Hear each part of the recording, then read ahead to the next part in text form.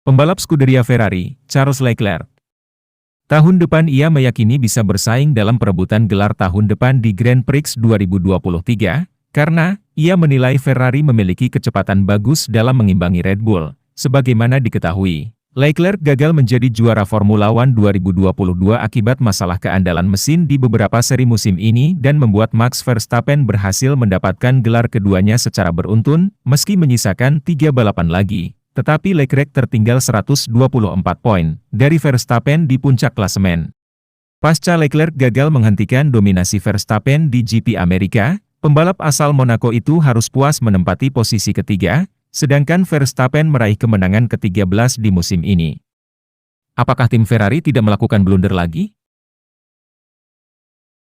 Meski gagal mendapatkan juara dunia, Leclerc melihat kecepatan mobilnya yang menurutnya, mobil Ferrari sangat cepat dalam satu putaran dan berada di level yang sama dengan Red Bull, dan seperti yang ia katakan. Dalam satu putaran kami sangat kuat dan saya pikir kami berada di level yang sama dengan Red Bull. Leclerc menjelaskan, kegagalannya menjadi juara dunia 2022 memang dipengaruhi banyak faktor. Namun kesalahan di musim ini bisa menjadi pelajaran berharga untuk bisa mengalahkan Verstappen dan Red Bull musim depan. Ia mengatakan, melihat kembali musim ini, tidak hanya degradasi ban, ada juga kesalahan, strategi dan komunikasi, dan manajemen ban adalah salah satunya. Dan sekali lagi kami mencoba memanfaatkan beberapa balapan terakhir untuk memberi Max dan Red Bull tahun depan untuk menantang kejuaraan. Pembalap berusia 25 tahun itu pun menilai, Ferrari bakal bekerja keras untuk tampil kompetitif di musim depan. Leclerc optimistis ramaikan persaingan gelar juara Formula One tahun depan. Leclerc meyakini, kami bisa melakukannya karena saya tahu seberapa keras kami bekerja dan saya yakin kami menuju ke arah yang benar. Namun tak semudah itu, Red Bull masih bekerja sama dengan Honda hingga tahun 2025, mesin yang membawa Max Verstappen 2 kali juara, maka bisa dipastikan Red Bull mendapat dukungan melalui Red Bull Powertrain.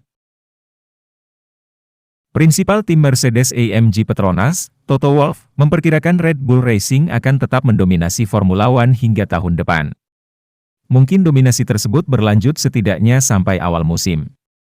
Musim ini Red Bull memang menguasai Formula One. Dan nyaris tidak ada yang mampu menyaingi kecepatan yang dimiliki oleh Red Bull.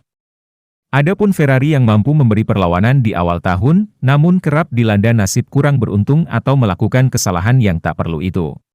Hal yang membuat Red Bull superpower tahun ini adalah sejumlah perubahan itu membuat Red Bull agar lebih kencang ketika di lintasan lurus.